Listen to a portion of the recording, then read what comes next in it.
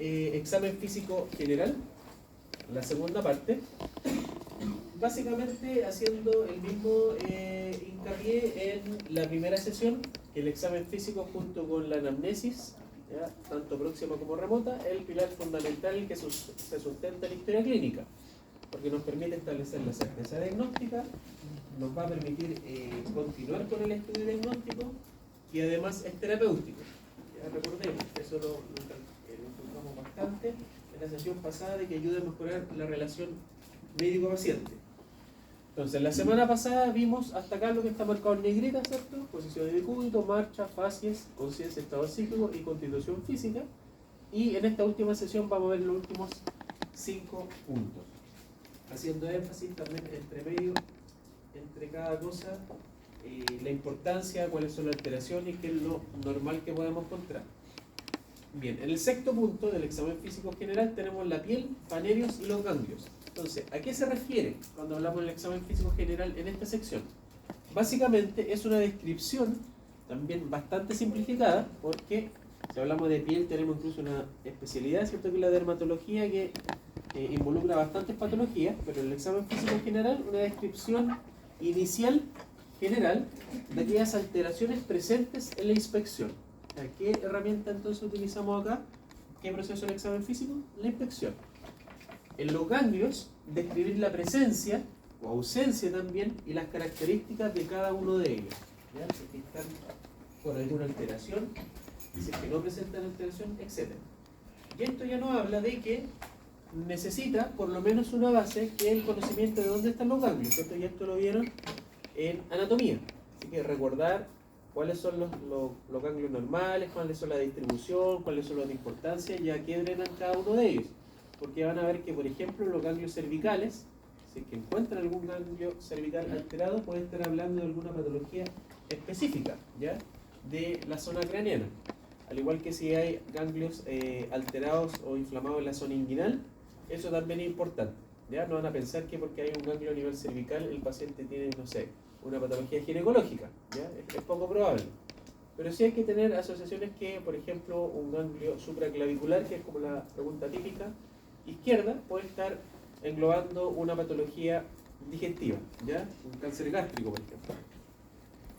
Entonces, los fanerios, ¿cómo se definen? Son las estructuras que se encuentran en la superficie de la piel y que son visibles a simple vista. Ya no requieren ningún instrumento para ser visualizados y para ser medidos tampoco. Y esto incluye el cabello, las uñas y las glándulas sebáceas y sudoríparas. Obviamente las glándulas no las podemos mirar así a simple vista, pero sí podemos ver el producto de ellas, como son el estado, ¿cierto?, de sequedad de la piel, el sudor, el sebo, etc. Ahora, ¿qué cosa puede alterarse en la piel, en los fanerios y en los ganglios? Primero, describir las lesiones de la piel. ¿Qué lesiones ya deben conocer? Porque involucran una descripción. Cuando uno menciona esta palabra, uno ya está asumiendo, desde el punto de vista técnico, que el paciente tiene este tipo de lesión característica, y aquí tenemos algunas descripciones. Tenemos la mácula, que es una lesión plana, muchas veces eritematosa, o hay un cambio de coloración en la piel, máximo de 3 milímetros de medida, ¿ya?, hacia el ojo. En general hasta 5 en algunos textos, pero es una lesión pequeña, es como una mancha, ¿ya?, una mácula. Una lesión que usualmente es eritematosa, que es roja, pero también puede tener otro color. Puede ser un color blanquecino, puede ser marrón, etc. Y es una pápula, es una lesión también solevantada y no mayor a 5 milímetros de tamaño. Vamos a ver ejemplos de esto, pero cuando hablamos de pápula es como decir una mácula, pero solevantada en la piel, ¿ya? El nódulo es mayor que una pápula, pero de mayor espesor.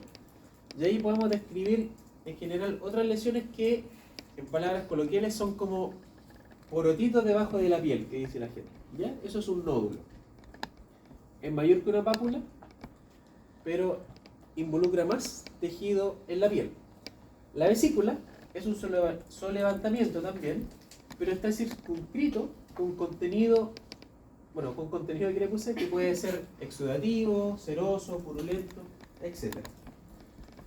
Las bulas son vesículas, pero que tienen una distribución más extensa en la piel, y la roncha, o la urticaria, es, para que se hagan una idea, la lesión típica cuando uno tiene una alergia cutánea, ¿ya? Una dermatitis atópica, una dermatitis por contacto.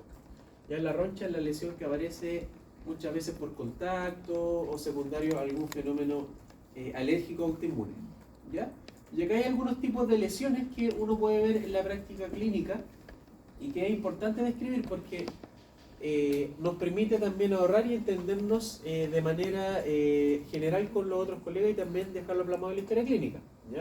Si en la inspección física vemos que en la piel el paciente tiene ronchas descritas, por ejemplo, en las extremidades superiores, ya estamos hablando entonces de que hay unas lesiones que tienen un componente lo más probable alérgico, que son urticariales, las ronchas muchas veces generan pruritos, ¿ya? Etcétera. Y acá hay varios tipos de lesiones que nosotros podemos encontrar en la piel.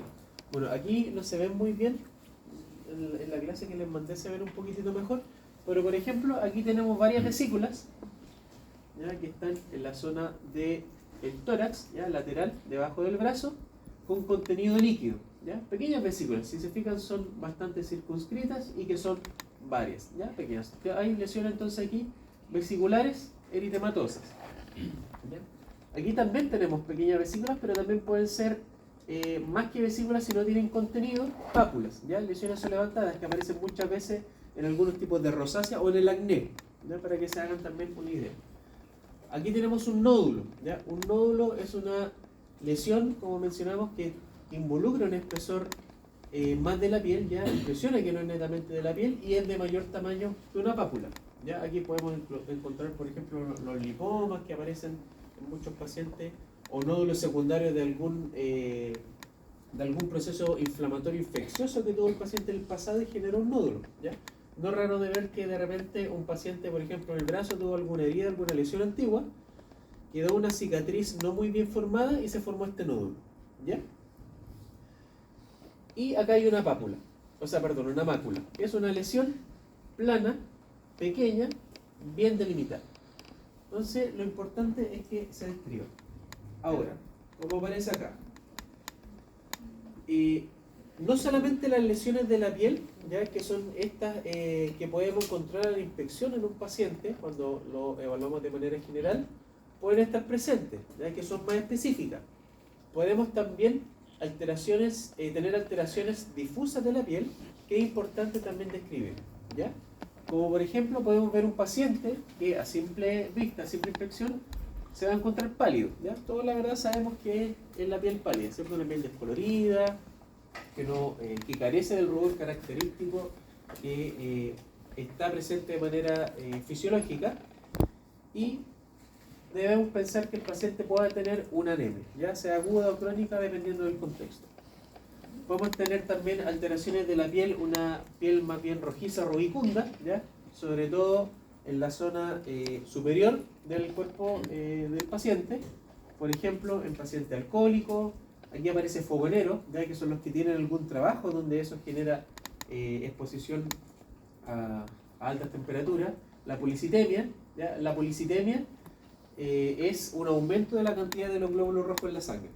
Así como el descenso de los glóbulos rojos genera una piel pálida, el aumento de los glóbulos rojos genera una piel más rojiza, ¿ya? Más rubicunda. Y que también se puede ver en muchos pacientes que tienen problemas a la médula ósea que produce más glóbulos rojos, o que tienen otro problema asociado que generan mayor producción de glóbulos rojos. Una patología bastante frecuente que produce policitemia es el SAOS. ¿Ya? ¿Sabes lo que es el SAOS? No. SAHOS. El síndrome de apnea o hipopnea del sueño, o la apnea del sueño, que son estos pacientes peri 40, 50, 60 años con sobrepeso o obesidad, que en la noche roncan mucho y hacen episodios de apnea. Como hacen apnea, recordarán que en fisiología uno de los principales estímulos para la producción de eritropoyetina es la hipoxia. Entonces, en esos periodos prolongados de hipoxia que tienen los pacientes en la noche, producen más eritropoyetina. La eritropoyetina induce la producción de glóbulos rojos y no es raro de encontrar en estos pacientes policitemia, o sea, hemogramas con hematocritos sobre 50, 55, 60% incluso. Y eso le da el aspecto característico, ¿ya? Típico paciente con sobrepeso, obeso, que dice que se queda dormido en todos lados, que tiene una gran papada, que la familia alega bastante, que ronca mucho en la noche, que no pueden dormir, y ustedes lo ven bien así rojito y rubicundo. ¿Ya? La piel ictérica o amarillenta en pacientes que tienen algún trastorno, esto ya lo vimos en la ictericia, hepatopatías por ejemplo, o en la hemólisis. Recuerden que la ictericia viene por la acumulación de bilirrubina, y la bilirrubina viene de la destrucción del grupo hemo de los glóbulos rojos. Por lo tanto, pacientes que tienen hemólisis, hay una destrucción de los glóbulos rojos, va a haber mayor liberación de bilirrubina y eso va a generar este tinte amarillento de la piel. Cianótica o violácea también lo vimos, ya los pacientes cianóticos que tienen esta coloración más bien azulada, típica de ver en enfermedades del aparato respiratorio. Negruzca o melánica, esto es más típico de problemas endocrinos, principalmente la insuficiencia suprarrenal crónica. Y cuando se gatilla esta insuficiencia por patología autoinmune, como vamos a ver después el próximo año, se llama enfermedad de Addison, y también son pacientes muy característicos que tienen la piel así como un color bronceado, se describe. ¿Ya? En los pacientes que tienen también esta patología, que es un poco más rara de ver, ¿ya? La insuficiencia suprarrenal un poquitito más frecuente de ver, también tienen un color muy similar, así bronceado, por una hemocromatosis que es más rara, que es la acumulación de hierro en el sistema, en el cuerpo humano, y piel despigmentada, como en patologías como el vitiligo, albinismo o glucotanía. El albinismo son estos pacientes que no producen melanina, o sea, melatonina, que no producen el pigmento de la piel, ¿me entienden? Y el vitiligo es una enfermedad autoinmune, donde hay una destrucción autoinmune de los melanocitos, que son los que producen el pigmento en la piel. ¿Ya? Y podemos ver lesiones con coloración de piel normal y otras lesiones blanquecinas, donde hay decoloración y que se distribuyen por todo el cuerpo. ¿Ya? Por eso se describen más bien generales. Lo otro es que hay pacientes con enfermedad renal crónica que se dializan mucho tiempo, 5, 10, 15 años que están en diálisis, que también toman un color así como cobrizo de la piel. Y eso tiene que ver por la desregulación hormonal y del manejo de los metales que ocurren en estos pacientes, que también es posible describir. Tenemos alteraciones vasculares, que estas también son específicas. ¿Ya? Aquí se describen los neos, el púrpura y la circulación venosa colateral, principalmente ligado a la esfera hematológica, ¿ya? O circulatoria.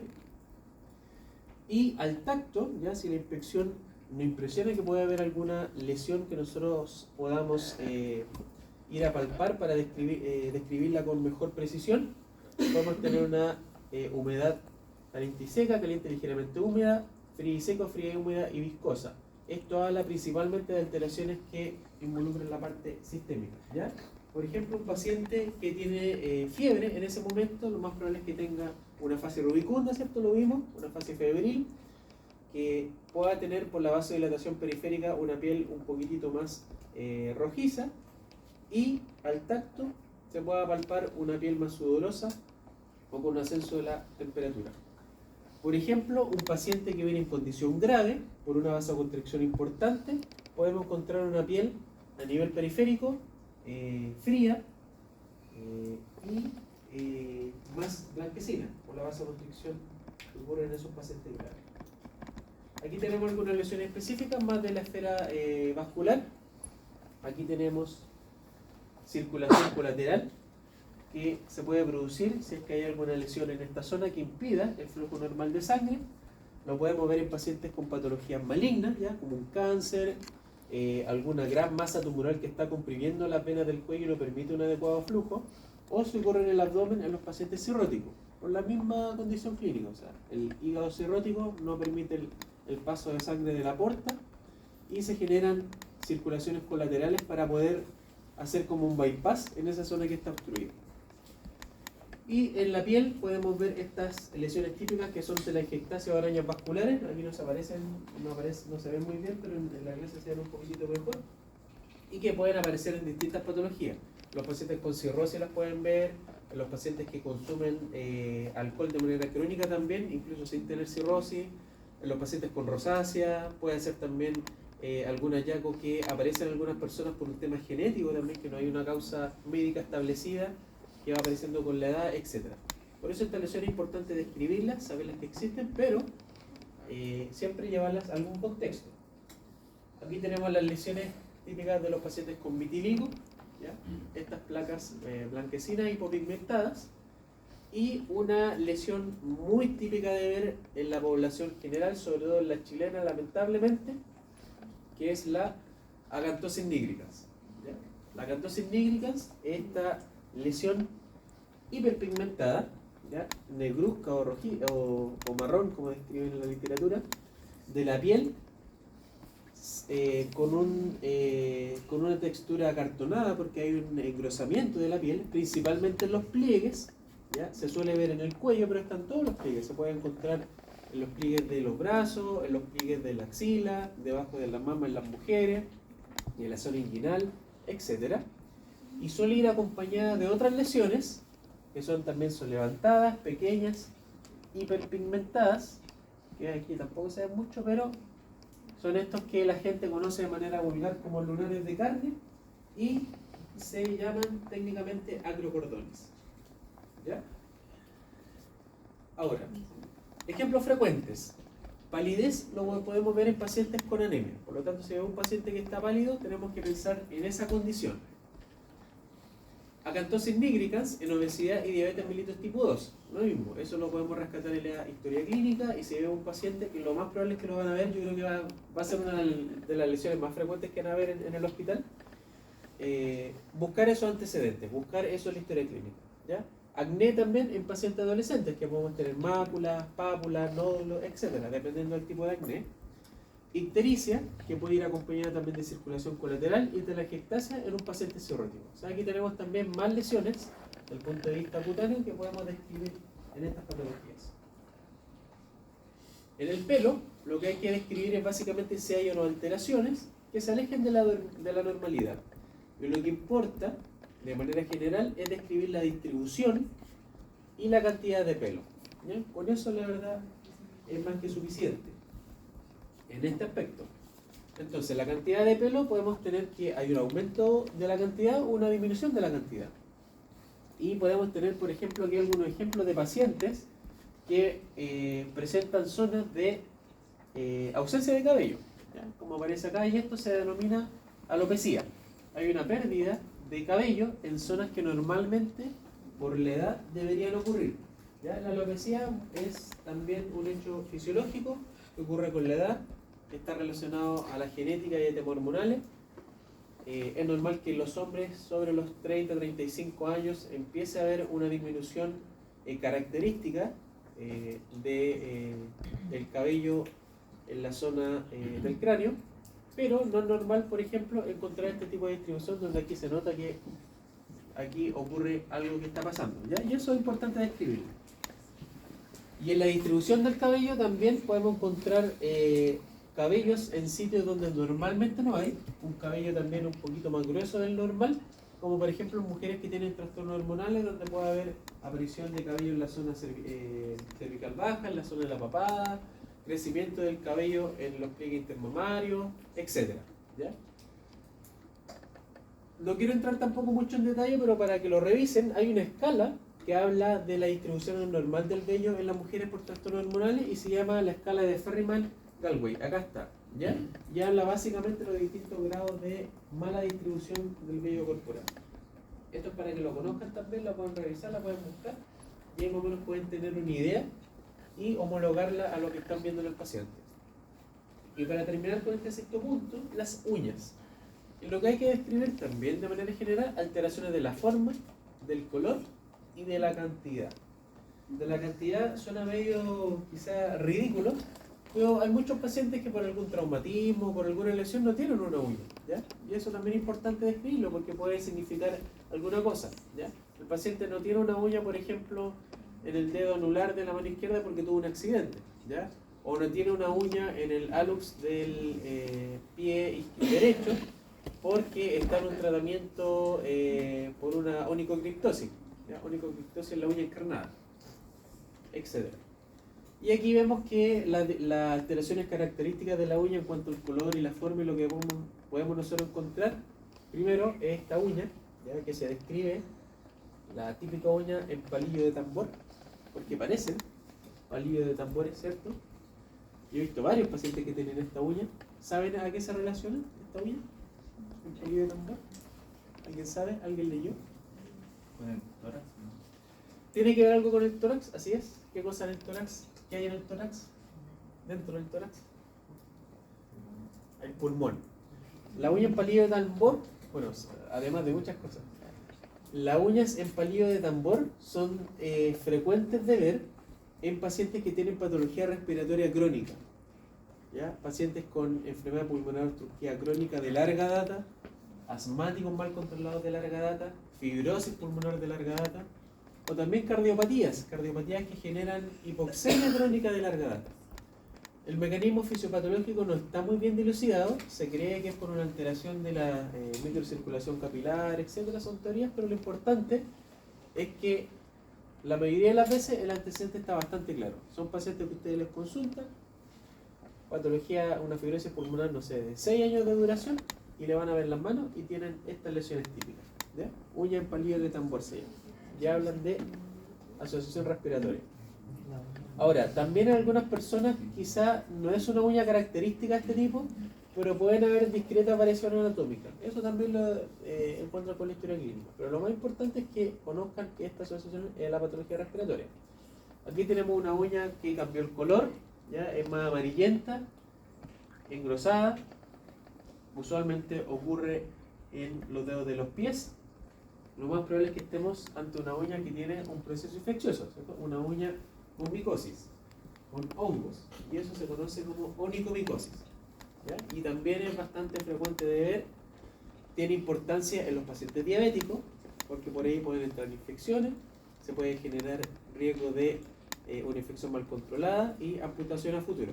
También es importante describirlo. Y aquí tenemos otro tipo de lesión, se puede describir, es una uña que impresiona desgastada, también hay un cambio de coloración, es irregular, si bien los bordes están bien definidos, pero impresionan también eritematosos.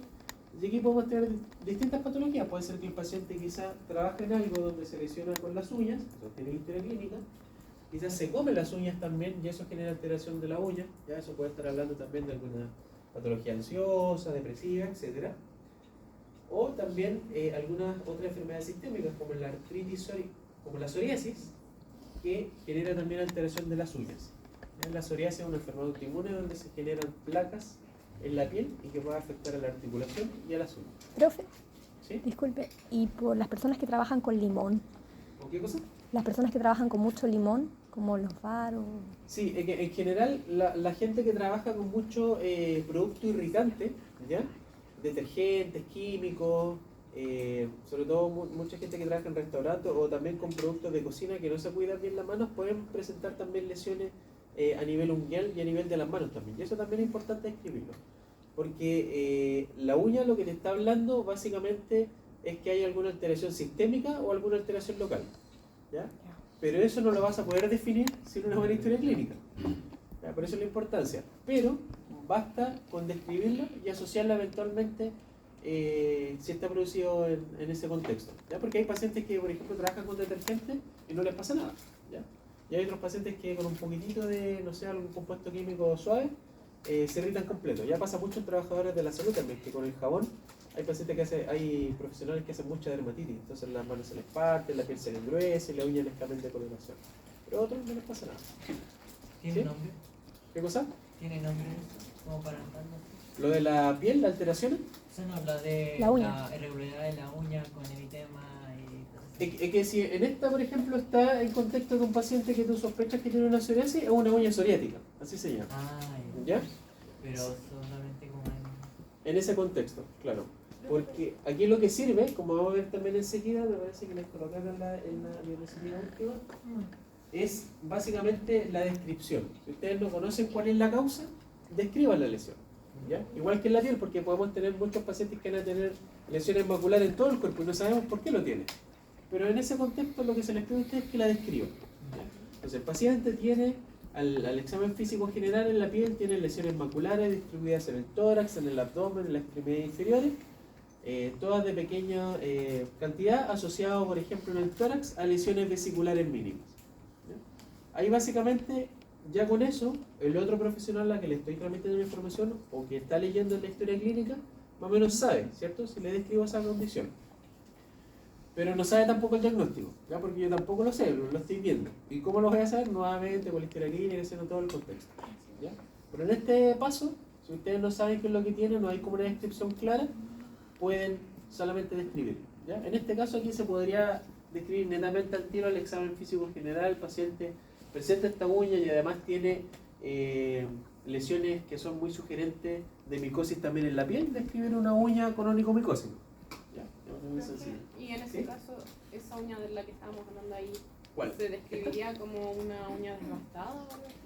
Sí, yo aquí la describiría esta uña, una uña con irregularidad, ¿cierto? Alteración de la forma, con bordes bien delimitados, eritematosos y enrojecida, y puede ser que esté solevantada o con una concavidad aumentada o con una convexidad aumentada. Así básicamente eso. Una descripción así general. Suena fácil, pero no. Sí. Sí. ¿Cómo puede decir tantas cosas de una uña? Entonces, si alguien por ejemplo, si ustedes se imaginan, ¿cómo les gustaría a ustedes que le describieran esa uña? Piénsenlo entre, como si lo fueran a transmitir un objeto o cualquier cosa a otra persona, ¿ya? Si alguien le dice que tiene una uña desgastada o irregular, uno ya más o menos se imagina, ¿cierto?, algunas cosas. Si le dice además que la uña está engrosada y que tiene zonas que son amarillentas, y que en el borde de la uña hay descamación de la piel, uno también se podría imaginar un tipo de uña que también podría asociar, por ejemplo, a una onicomicosis, ¿ya? Eso. ¿Alguien tiene otra consulta? Profe, yo, ¿Sí? o sea, en verdad como que me da curiosidad que mi abuelo ¿Ya? no tiene uñas. ¿Ya? Pero ¿Bien? es como que, no sé si se le habrán salido en algún momento o cómo, pero tiene como la superficie donde debería estar la uña como arrugada y como dura. Claro, eso también es frecuente de ver, por eso hay que describir la cantidad de las uñas, ¿ya? Por eso le decía que se me da un poco ridículo, porque también en pacientes que tienen patologías crónicas, sobre todo autoinmunes de mucho tiempo, o en pacientes añosos, o por algún déficit de algunos nutrientes, ya deficiencia de hierro, deficiencia de zinc, deficiencia de varios minerales, da alteración de la calidad de las uñas, eso puede estar presente, ¿ya? Y no es raro de ver también en adultos mayores que faltan mucho la cantidad y la forma de la uña, como dices tú, ¿ya? Pacientes muy añosos o incluso algunos pacientes con patologías muy crónicas pierden las uñas y no tienen uñas, o se le ven muy pequeñitas, muy chiquititas. Eso también pasa y eso también hay que describir, ¿ya? No se observan uñas o se observan uñas muy pequeñas, destruidas, o es difícil de describirlas dada la condición. Sí. Porque la otra vez me había preguntado también por qué la cantidad si siempre van a ser 10. Y el resultado es que no siempre es así. Uno ve pacientes que, o sea, van a ser 20 las dos y 10, pero no siempre es así. Por lo mismo, porque hay altas patologías que la alteran, ¿ya? Incluso los pacientes con psoriasis, como les comentaba, después de mucho tiempo también pierden la uña. Y eso les genera una alteración en la calidad de vida. Además por un tema estético. Bien. Y para terminar esta sección con los ganglios linfáticos, cuando tenemos alteración lo que hay que describir es el tamaño, la localización, la consistencia, la sensibilidad y el compromiso cutáneo. En general, la mayoría de los ganglios de manera fisiológica no se palpan, ¿ya? O se palpan de manera muy pequeña en adultos. En niños algunos se palpan con mayor frecuencia, como los cervicales o los inguinales, y en algunos adultos también los ganglios cervicales, principalmente debajo de la mandíbula y a nivel de la zona inguinal, pueden ser palpables, pero en general son no dolorosos, no están fijos, no son indurados, son con una consistencia más gomosa, como una goma de borrar, pero más pequeña. Lo que les comentaba es importante saber, porque si pesquisan un ganglio que está alterado, por ejemplo, un gran ganglio eritematoso, edematoso, de consistencia firme, que es doloroso la palpación del paciente, en la zona donde se pesquisa, y qué cosa es lo que drena, porque esto también nos dice dónde puede estar la enfermedad. Y esto es importante conocerlo, porque esto siempre se consulta o tiene una implicancia semiológica muy importante que muchas veces se le resta bastante valor. Como aparece acá, cuando se palpan adenopatías axilares aumentadas de tamaño, tenemos que pensar en miembro superior, en la mama en las mujeres y la pared torácica. Imagínense una paciente de 60 años que tiene adenopatías axilares que están alteradas y le describe que ha tenido discreta baja de peso. ¿Qué pensaría uno? ¿Y qué debería ir a descartar? Y ir a buscar también de manera dirigida. Un cáncer. Un cáncer de mama, ¿cierto? El cáncer de mama es el cáncer más frecuente de ver en Chile y en el mundo, en las mujeres. Entonces, no es normal palpar adenopatías axilares. Y si se encuentran, hay que hacer sospechar de que algo está pasando y sabemos que el tejido mamario drena en esa zona, entonces hay que ir a buscar de manera dirigida que haya alguna condición maligna. ¿Por qué pueden haber alteradas las adenopatías? Cáncer y procesos malignos en general, infecciones y algunas causas inflamatorias no infecciosas. Infecciones, por ejemplo, una amigdalitis aguda, ¿ya? Una infección respiratoria alta va a generar inflamación de los ganglios linfáticos a nivel cervical y eso se puede palpar. Procesos malignos, un cáncer gástrico, el ganglio supraclavicular izquierdo, un cáncer de ovario, por ejemplo, drena a nivel de la zona inguinal, un cáncer testicular en un hombre también puede generar alteración en los ganglios inguinales, de hecho se van a buscar y se describen, como vimos en la zona axilar, un cáncer de mama, etc. Y algunas causas inflamatorias no infecciosas, como por ejemplo una artritis reumatoide, un lupus, patología autoinmune, que cuando están en actividad, cuando hay una descompensación de su cuadro, puede generar inflamación de cualquier ganglio del cuerpo. En algunos pacientes que tienen procesos malignos sistémicos, como en la leucemia o los linfomas, recordemos que de manera fisiológica la adenopatía o los ganglios son donde ocurre la maduración de los linfocitos que van a ir a atacar a las infecciones, ¿cierto? ¿Recuerdan eso? Por lo tanto, cualquier proceso linfoproliferativo, ya sea benigno o maligno, puede generar adenopatías, adenomegalia. Y un linfoma, que es un proceso maligno de proliferación de linfocitos, puede generar adenopatías en todo el cuerpo. La zona cervical, supraclavicular, axilar, inguinal, etc. Y si le toman escáner a estos pacientes, también tienen adenopatías en el tórax, en el abdomen, en la pelvis, etc. Y eso debe hacer sospechar de que algo malo está pasando.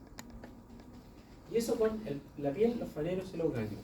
Se ve algo sencillo, pero importante de pesquisar. Y aquí no les puse la diapositiva, creí que sí, pero no. Si no saben lo que tienen, no importa, describan la lesión.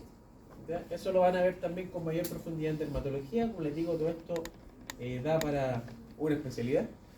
Tienen clase de dermatología también en los próximos años, pero lo importante y lo que les gusta mucho a los dermatólogos y a los clínicos en general es describir las lesiones cuando no se sabe la causa de.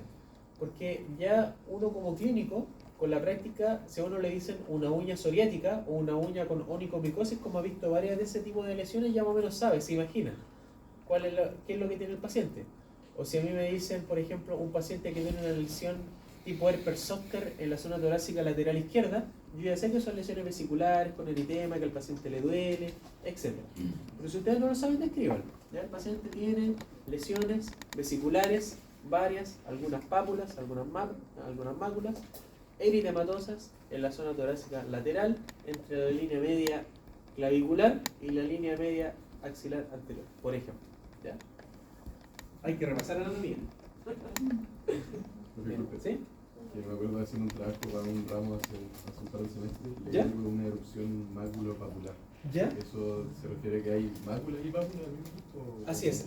Lo que pasa es que cuando te describen lesiones maculopapulares, como las típicas que se ven en el acné, por ejemplo, o en algunas otras patologías, se mezclan como estas lesiones. O sea, va a tener máculas muy pequeñas y como pegadito al lado, estas lesiones papulares. Entonces ahí se describen lesiones máculopapulares. Eritematosas, pruriginosas que pican, por ejemplo. Hipopigmentadas si hay una disminución del color, hiperpigmentadas si hay un aumento del color, etc. Sí. A eso se refiere, máculopapulares. Eso. ¿Dudas, consultas? ¿No? Bien. Vamos a pasar los pulsos y después vamos a hacer un receso. Pulsos, esta un poquito más breve que la anterior, corresponde a la palpación arterial y la observación, en caso del pulso venoso, de las ondas generadas en el sistema circulatorio secundario al bombeo de sangre cardíaco. Y esta yo creo que es la que más se relaciona a conocer los conceptos de fisiología del sistema circulatorio. Así que la invitación nuevamente a repasarlo. El pulso es una forma del examen físico bastante fácil de hacer, ¿ya? ¿Requiere práctica para identificarlo? Sí. La verdad es que no es difícil hacerlo, todos los pacientes tienen pulso, todos los pacientes están con vida, ¿cierto? El pulso es una manifestación también positiva de la vida. Se puede buscar en estas zonas típicas clásicas, en la zona temporal, carotidia, braquial, femoral, radial, cubital, axial, etc. ¿Ya? Permite y entrega mucha información, muchas veces infravalorada. Bueno, a los médicos internistas, a los cardiólogos y a los cirujanos vasculares también les da mucha información útil. De hecho, muchos cirujanos vasculares cuando definen dónde amputar lo hacen a través de los pulsos. Piden exámenes complementarios, pero si hay un paciente que necesita una amputación, ven la parte clínica, porque la parte clínica entrega mucho. ¿Ya? Y ahí tenemos dos tipos de pulso, el pulso arterial y el pulso venoso. Nos vamos a enfocar en el pulso arterial, que es el más frecuente que hay que describir. ¿Qué debemos describir? La frecuencia, el ritmo, la amplitud y algunas diferencias, que también es importante, entre las extremidades, si es que hay unas ausencias. Y recordemos que el ritmo fisiológico normal es de 60 a 100 latidos por minuto. Cuando es bajo 60, la frecuencia cardíaca, porque el pulso es lo que está midiendo la frecuencia cardíaca, ¿cierto? ¿Cómo se denomina? Bradicardia. Y sobre 100, taquicardia. Esto es lo que se describe de manera clásica en la onda de pulso cuando se palpa. Un ascenso rápido, brusco, con una pequeña meseta, aquí un pequeño ascenso también menor a la palpación y que después con un descenso más bien lento en el tiempo. Y lo que habla básicamente es lo que ocurre con los cambios de presiones dentro de la arteria a nivel periférico dentro del corazón. Si se fijan acá, hay una relación entre la sístole y la diástole cardíaca. Cuando ocurre la sístole cardíaca, en la compresión del corazón, la liberación de la sangre, hay un aumento de la presión dentro de las arterias que nosotros la palpamos con el pulso. Y después va bajando a medida que va ocurriendo la diástole, el corazón se va llenando de sangre y esa presión va disminuyendo.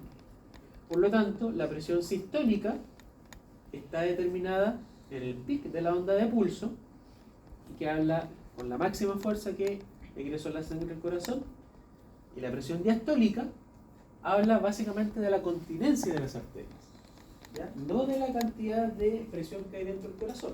Dentro del corazón, en diástole, dentro del ventrículo izquierdo, la presión tiende a cero. Y eso ha sido estudiado por muchos semiólogos durante la historia, en los últimos 100, 200, 300 años, y se han descrito ciertas características en cuanto al pulso y algunos hallazgos que es posible describir en base a algunas patologías. Como aparece acá, podemos tener un pulso alternante, pulso bisféril, bigémino, un pulso grande y saltón, un pulso paradójico y un pulso en martillo de agua, o el pulso de Corrigan. Que la verdad, yo lo he visto varias veces también en algunos pacientes con insuficiencia aórtica y es bien notorio de ver. Entonces, para que lo lean con calma y sepan a qué se asocia, aquí la verdad no hay alguna técnica que uno les pueda comentar de manera verbal. Acá hay que ir a practicar, a buscar pulsos, saber cuál es la normalidad y saber cuál es lo anormal. Pero sí, la descripción clásica que hay que conocer, dónde se pueden encontrar y en qué patologías. Y si se fijan, la mayoría de las características y los tipos de pulso se asocian, como aparece acá, a enfermedad cardíaca, ¿ya? Y la mayoría de patologías. ¿Alguien quiere hacer una consulta? Y el pulso venoso yugular, nuevamente, así como los pulsos eran una ventana periférica a saber lo que estaba ocurriendo dentro del corazón a nivel ventricular, el pulso venoso yugular también nos entrega mucha información de lo que está ocurriendo dentro del corazón a nivel auricular. Y al igual que en el pulso arterial, se describe una onda típica. Aquí aparece la descripción para que la lean con calma, de todos los cambios que ocurren a nivel valvular y a nivel de cambios de presión dentro del corazón, entre diástole, sístole y diástole, y las ondas que nosotros podemos ver en los pulsos, con sus ondas características y su descenso característico. Y esto es súper importante porque también uno lo evalúa y es una forma fácil de mirar las presiones que hay intracardíacas en el corazón. Y aquí lo que se hace es que se coloca al paciente, ¿ya?, en una posición de cúbito de 30 a 45 grados, y por un tema de física, ¿sí?, el sistema venoso yugular está indemne, como en la mayoría de los pacientes. Indemne me refiero a que no ha sido intervenido, que no tiene catéter, que no tuvo una cirugía, etc. nosotros podemos estimar la presión que hay dentro de la aurícula derecha, netamente por un tema de física. Y lo normal, como aparece acá, ¿ya?, que la presión o la ingurgitación yugular no supere el manubrio external en esta posición. Y cuando la supera, ya cuando llega aquí algunos pacientes, aquí está la oreja acá, en esta posición, sabemos que hay un aumento de la presión dentro del corazón, del ventrículo derecho. Y eso nos orienta mucho a muchas enfermedades que generan ese aumento de presión, como aquí en este paciente, ¿ya? De hecho, en la clínica se ve harto, ¿ya? ¿Qué cosa puede aumentar la presión dentro del corazón, creen ustedes? La presión dentro de la aurícula derecha. Y con esto terminamos y nos tomamos un receso. Que la vena cava inferior. Un derrame pericárdico. Bien. El derrame pericárdico va a generar compresión en el corazón porque se está acumulando líquido y está apretando, y eso va a aumentar la presión dentro de todas las cavidades cardíacas. Y eso puede generar un tamponamiento cardíaco, que es una condición grave, pero ese aumento de presión nosotros lo podemos mirar a nivel de las venas yugulares. ¿Y cómo va a estar el pulso? Lo más probable, si el corazón está apretado, no puede trabajar bien, va a estar bajo, ¿cierto? Y eso también nosotros lo podemos determinar. Y son hallazgos semiológicos que podemos encontrar en estos pacientes. ¿En qué otra condición más frecuente de ver? Hay un aumento de la presión auricular derecha. Es importante porque lo van a ver también en la práctica clínica. Creo que no entendí bien cómo esa presión que hay dentro Claro, del porque, corazón se ve en la yugular. claro, es igual que un, ¿cómo se llama? Como un barómetro, ¿se llama? Cuando colocan una masa de agua y un tubito para medir. Ya, habla de presiones, es lo mismo. Aquí pasa acá, como un sistema cerrado, dependiendo del nivel hasta que llega el agua, o en este caso la sangre, te permite establecer cierta presión dentro del sistema. Entonces, la aurícula derecha tiene presiones fisiológicas, ¿ya?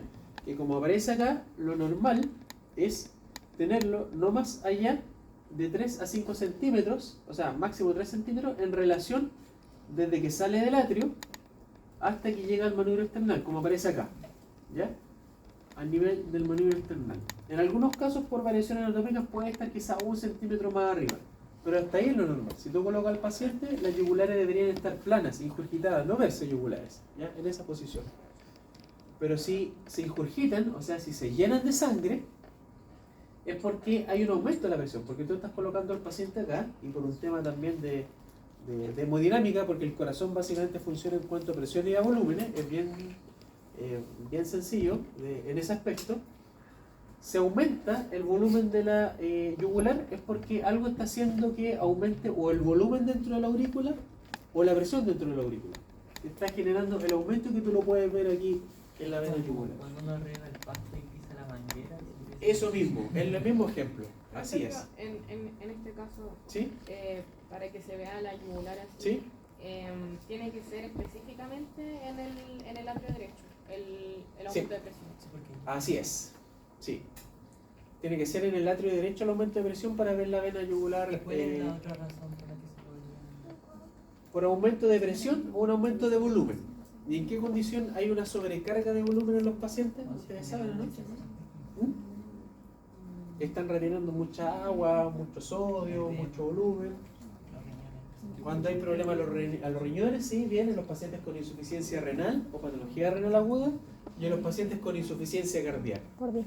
Ah, por Ya, eso la lo estaba insuficiencia viendo. cardíaca genera una alteración anatómica del corazón, hace que el corazón no funcione bien, se empieza como a congestionar, y esa congestión se transmite a todas las cámaras, y ese aumento de presión uno lo ve acá. Entonces, de repente llegan pacientes, no de repente, muchos de los pacientes que llegan, cuando llegan con signología congestiva, que puede que ustedes lo escuchen, habla de eso, de que hay una congestión en el sistema. Todo el sistema cardíaco y el sistema circulatorio está, por palabras sencillas, lleno de agua, lleno de líquido, no puede manejarse bien. El líquido, recuerden que pasa del intravascular al extravascular por rastre de sodio y agua, y ese líquido se va a los pulmones, se va a las piernas y se ve en las yugulares. Y los pacientes llegan con crépitos en los campos pulmonares porque tienen líquido, puede haber derrame pleural, los signos de derrame pleural, el examen físico, llegan edematosos, así unas piernas también de edema, llegan con disnea porque el edema pulmonar genera dificultad respiratoria y les van a mirar el cuello y estando sentados, aquí les llega la yugular, así unas cosas y se va el pulso clarito. Y eso no es normal, que cuando estamos en bipedestación no deberían verse las yugulares por un tema de presión. ¿Y qué hace uno? Ahí lo que hay que hacer, en ese caso, bueno, ese no es objetivo de este ramo, pero lo que hay que hacer es depletar a los pacientes. ¿Y qué les pasa? Bolitos de furosemida y los pacientes orinan 3, 4, 5 litros y se descongestionan y se van para la casa tranquilos. Así se tratan los pacientes. Con insuficiencia cardíaca congestiva se le pasa terapia depletiva. Se apoyan con ventilación no invasiva cuando tienen trastorno de la oxigenación, unos ventiladores que les colocan una mascarilla a presión positiva y se les pasan diuréticos a la vena, furosemida sobre todo. Entonces hay pacientes que de verdad retienen mucho líquido. Sin mentirle, en Conti hay hartos pacientes, bueno, la insuficiencia cardíaca es una patología muy frecuente de ver. Hay un caballero que llegó pesando 99 kilos, venía así con todo esto que le describo, así congestivo, cansado, había tenido 2 infartos, por eso tenía la insuficiencia cardíaca, las yugulares aquí hasta la oreja, todo, y después de una semana se fue con 78 kilos. O sea, tenía casi 12 litros en exceso de agua. ¿Y por qué? Porque el paciente no se cuidaba, no se tomaba sus remedios, consumía sal, tomaba líquido. Los pacientes con insuficiencia cardíaca, esto lo vamos a ver en fisiopatía, pero retienen mucho sodio, por eso se le dice una dieta hiposódica. Comía como quería, entonces se empezó a llenar de agua, el corazón no maneja bien el volumen, se empieza a congestionar y ya cuando está mal cansado va a urgencia y apura furosemida y pierde todo el líquido. Y con 78 kilos se fue para la casa tranquilo, feliz y ya sin yugulares. Pero vuelven, siempre vuelven. Siempre vuelven. Siempre vuelven. Profe, ¿Sí? ya otra pregunta sobre ¿se aumenta la presión en el atrio derecho? ¿Va ¿Sí? a aumentar en todas las cavidades también?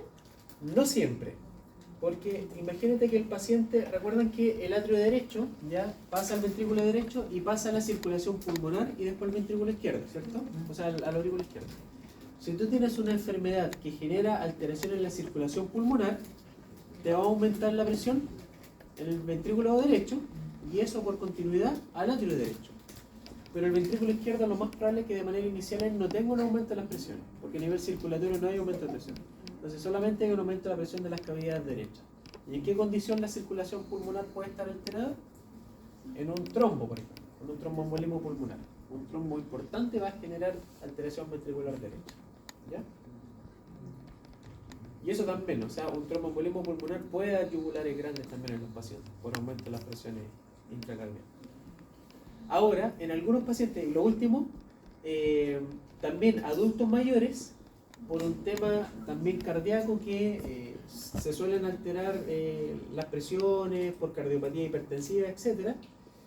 Y también porque la indemnidad de las arterias yugulares tampoco está completa, porque hay válvulas dentro de las arterias yugulares que impiden el reflujo también, que son en algunos pacientes, o sea, que están en todas las personas.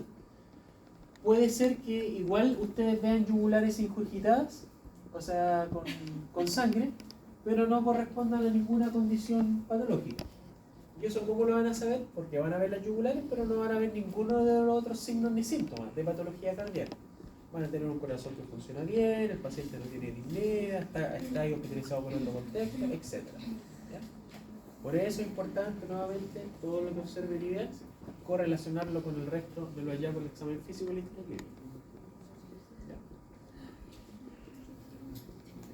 Eso, y con esto entonces nos tomamos un receso, son 5.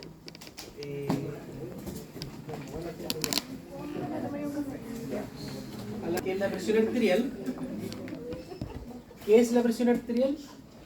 Es la medición nuevamente de un proceso fisiológico, al igual que los pulsos, que ocurre dentro del sistema circulatorio y se podría definir como la presión ejercida por la sangre dentro de los vasos sanguíneos. Y si se fijan, sigue la misma distribución de los pulsos, porque los pulsos nosotros podemos medir la frecuencia y la intensidad, si son irregulares o regulares, etc. Pero a la palpación no podemos hacer una estimación medida de lo que estamos midiendo. Sí se puede hacer a través de la presión arterial mediante dispositivos diseñados para eso, que son los aparatos de presión. Y Y si se fijan acá, nuevamente, lo que vamos a ver en la curva de presión va a ser la presión sistólica, que es la presión máxima que alcanza todo el sistema circulatorio cuando está en su sístole, y la presión diastólica, que es la presión ejercida por la sangre dentro del sistema circulatorio, en este caso las arterias. Y hay un concepto importante que se denomina la presión de pulso, que es la presión sistólica menos la presión diastólica. Y hay otro concepto importante que se denomina presión arterial media, que no es una suma logarítmica entre esta recta, sino más bien es la presión sistólica menos la presión sistólica menos la presión diastólica dividido en 3, que se sitúa en general por ahí por los 90 a 100 milímetros de mercurio. ¿Por qué es importante hablar de presión arterial media? Porque en el futuro lo más probable es que en muchas enfermedades o en muchas condiciones, muchos parámetros de medición de la condición clínica de los pacientes le hablen de la PAM o la presión arterial media, porque la presión arterial media habla de la perfusión tisular y es la que determina a qué perfusión están o qué cantidad de sangre a qué presión determinada llega a los distintos tejidos, ¿ya? En general, un paciente o una persona puede vivir bien con una presión arterial media hasta 55-60, que habla de presiones bien bajitas, y que nos habla de las presiones sistólicas y diastólicas, porque un paciente con esta suma logarítmica con 180 con 70 puede tener la misma PAN que alguien con 150 con 100, por ejemplo, ¿ya? La perfusión tisular es similar si hacemos el cálculo logarítmico. Si bien las presiones son distintas, porque algo distinto está ocurriendo en el sistema circulatorio, la perfusión es adecuada. Ahora, ¿qué determina la presión arterial en general? Y también la presión arterial media. Recordemos que la presión arterial es igual al gasto cardíaco y la resistencia periférica, ¿ya? O sea, a mayor resistencia, mayor presión arterial, y a mayor gasto cardíaco, mayor presión arterial. Y el gasto cardíaco depende de la precarga y de la contractilidad. ¿Se acuerdan de estos conceptos? ¿Lo han visto ya o no? No. ¿Todavía no? No. ¿Sí? ¿Alguien dijo que sí? Por ahí dicen que no. Ya. Esto se ve en fisiología. ¿Sí? ¿Lo vieron, no? ¿Sí? Ya. Lo vamos a repasar nuevamente el próximo semestre, igual de todas formas nosotros, en fisiopatología. Por lo tanto, lo que habla acá es que la presión arterial está regulada por distintos factores, ¿ya? Como tiene que ver con la indemnidad del corazón, con la frecuencia cardíaca, con la cantidad de volumen sanguíneo, con la cantidad de volumen sanguíneo que ingresa al corazón, con la indemnidad de las válvulas cardíacas, con la resistencia a nivel periférico, con el sistema simpático, etc. Aparece acá con las alteraciones de la ingesta de sodio, de la retención de sodio, etc. Por eso la hipertensión arterial esencial, o la hipertensión que conoce todo el mundo, primero no tiene una cura establecida. O sea, los pacientes hipertensos en general no hay ningún fármaco que haya logrado curar la hipertensión porque depende de muchos factores, y por lo mismo también un paciente con hipertensión arterial es susceptible de tratarse con distintos fármacos, ¿ya? Un paciente con la presión alta puede estar tomando hasta 5 fármacos que afectan en distintos ejes la presión arterial. Puede estar tomando un diurético, por ejemplo, que ayuda a la retención de sodio. Puede estar tomando un medicamento que baja la frecuencia cardíaca. Puede estar tomando un medicamento que inhibe el sistema renina-angiotensina-aldosterona, que está activo en estos pacientes. Puede estar tomando un medicamento que baja la resistencia periférica, etc. ¿Ya? Pero si se fijan acá, la presión arterial depende de distintos factores. Por lo tanto, es un método y un valor que entrega mucha información, porque si sabemos que cualquier patología cardíaca la puede alterar, en algunas enfermedades como en las valvulopatías puede haber una alteración, ¿ya? De hecho, en la insuficiencia aórtica hay una presión de pulso muy marcada. En la insuficiencia aórtica lo que ocurre es que hay una insuficiencia aórtica, ¿cierto? Normalmente la sangre sale del ventrículo izquierdo hacia la aorta, y en la diástole, cuando el ventrículo se relaja, la sangre no se devuelve porque está la válvula, impide que se devuelva, ¿cierto? De la aorta hacia el ventrículo izquierdo. En la insuficiencia aórtica lo que ocurre es que se pierde ese proceso fisiológico, por eso se llama insuficiencia, la válvula no funciona bien. Por lo tanto, el corazón se llena más de sangre en cada diástole porque está recibiendo sangre del sistema y la sangre que se está devolviendo. Y si tiene más sangre, recordarán por fisiología la ley de Frank-Starling y esa curva, que en algún momento se las pasan, el corazón late más fuerte. Si late más fuerte, ¿qué podemos hacer? Entonces vamos a tener una mayor presión sistólica, pero como la aorta después se devuelve la sangre, por lo tanto el contenido dentro de la arteria es menor porque se está devolviendo, o sea, se perdió el circuito, vamos a tener una presión diastólica más baja. Y eso es lo que se ve: presión sistólica alta, presión diastólica baja, una gran diferencia de presión, es de presión de pulso, y eso genera el pulso que les comenté antes, que le aparecía acá, el pulso Zeller o el martillo de agua, ¿ya? O sea, muy marcado y con un descenso bastante importante, ¿ya? Por eso es importante recordar en estos casos fisiología. Ahora, ¿cómo podemos medir la presión? Tenemos distintos aparatos: el aparato clásico, el esfingolmanómetro de mercurio. Esto me imagino que todos ya lo conocen, lo han visto. ¿Tuvieron sesiones de toma de presión o no? ¿Sí? Ya. ¿Se manejan bien entonces? No. ¿No? Tenemos el aparato digital. ¿Ya? Y tenemos el esfingo, o sea, tenemos el manómetro de reloj. ¿Cuál es el que más se utiliza en la práctica clínica? El digital, el de acá, ¿ya? Que se coloca en el brazo.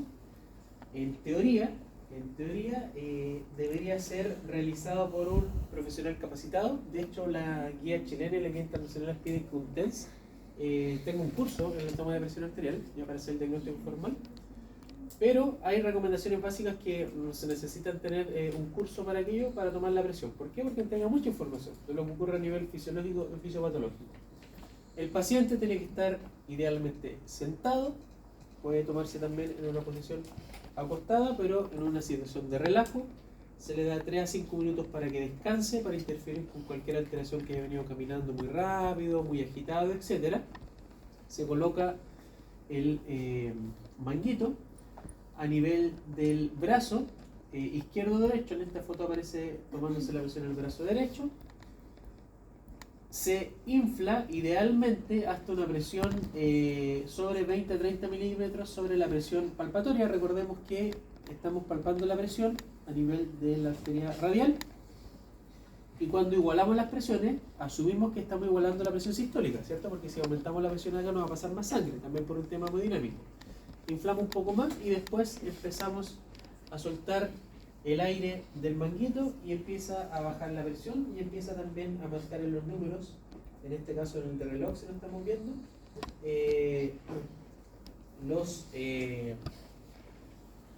¿cómo se llama? Las distintas presiones que va abarcando el sistema.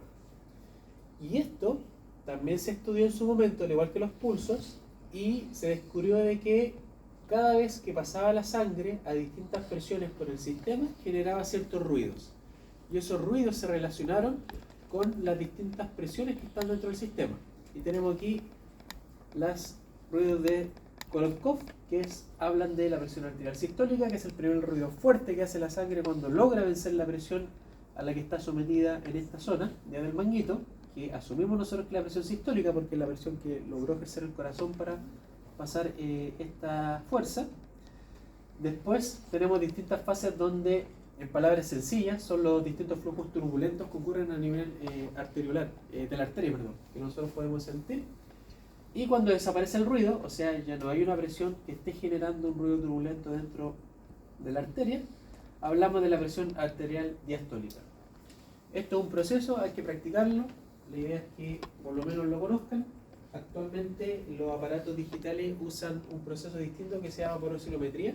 Lo que hace básicamente es tomar en conjunto todos los cambios que ocurren a nivel de un volumen, porque como lo toman en el brazo, además de la arteria, obviamente nosotros no lo percibimos, pero en cada latido cardíaco todo el brazo como que se llena un poquitito de sangre y eso genera cambios de volumen, que los aparatos de presión sí lo detectan. Y en base también a algoritmos y programas que tienen estos aparatos, generan las estimaciones de presión. Pero es importante que ustedes lo conozcan y por qué y cómo se relaciona con los procesos fisiopatológicos. Cosa importante es que además de cuando se toma la presión, idealmente hay que repetirla, ¿ya? Puede variar dentro de la misma persona, puede variar también entre distintas personas. Hay que tomarle idealmente en los dos brazos, ¿no? No tienen que haber variaciones mayores a 10 a 20 milímetros de mercurio entre cada toma, porque si hay mayores variaciones que eso, nos pueden estar hablando de que hay quizá alguna enfermedad que está afectando a nivel sistémico, ¿ya? Al igual que los pulsos. Si tenemos, por ejemplo, un pulso normal aumentando en el brazo derecho y disminuyendo en el brazo izquierdo, puede ser que haya alguna patología vascular que está disminuyendo la cantidad de sangre en el brazo izquierdo y eso genera esta alteración, ¿ya? Pero siempre idealmente hacerlo por lo menos en las dos tomas y hacerlo en los dos brazos. Ahora, ¿por qué? ¿Cuál es la alteración que nosotros podemos encontrar? Básicamente dos: hipertensión, o sea, la presión muy alta, o hipotensión, la presión muy baja, ¿ya? Porque lo normal es estar en un estado normotensivo. ¿Cómo se define hipertensión arterial? Esto también da para un tema largo. Es una enfermedad, ¿cierto? La hipertensión arterial consta, bueno, una enfermedad y un síndrome también, porque tiene varias etiologías que pueden generar la presión alta, pero para que lo tengan claro, ¿ya? Hay dos grandes guías a nivel internacional que buscan responder esta pregunta: ¿cómo se define hipertensión arterial? Han ido variando en el tiempo. Tenemos la guía americana, la Asociación de Cardiología Americana. Acá están los valores descritos. Describen 130/80 hipertensión arterial. Y tenemos la guía europea, actualizada en 2023, que es la que utilizamos en nuestro medio, acá en Chile, y que habla de hipertensión arterial de 140/90. ¿Ya? ¿Se fijan? Cambia. Pero, profe, ¿Sí? como la presión arterial como normal no es solamente como un consenso epidemiológico, igual dependería como de la región y cosas por el estilo. Así es. Pero lo que pasa es que por eso siempre están saliendo todas estas normas en cuanto al tema de la presión, porque si se fijan acá, bueno, esto me imagino que se los pasaron ustedes, pero al bajar estas cifras, ¿qué hicieron los americanos? Es que metieron más gente hipertensa, porque la mayoría de las personas, por el estilo de vida, porque sabemos que la sobrepeso, que la obesidad, el tabaquismo, etcétera, todas esas condiciones hacen subir la presión alta, metieron más gente en el saco del hipertenso, y eso genera igual costo en salud, determinantes y todas las cosas que pueden estar dentro. Y los europeos son un poquitito más permisivos, ¿ya? Sobre 140/90. De todas formas, tenemos que tener alguna cifra que nos define hipertensión, porque ¿cómo tú vas a definir un paciente hipertenso si no tienes un número como fijo establecido? Esa es la consulta. Entonces tú no le puedes decir a un paciente que si tiene 150/90 no es hipertenso. ¿Qué tendrías que hacerle para decirle que es hipertenso? ¿Qué le enseñaron ustedes? ¿Ah? ¿Qué otro examen? Hacerle un seguimiento. Hacerle un seguimiento, esa es la respuesta. Sí, porque puede ser que, por ejemplo, en el estado que está enfermo, le subió la presión, ¿ya? Pero si después se mejora y tú le haces un seguimiento, la presión está normal, por lo tanto ese paciente no es hipertenso.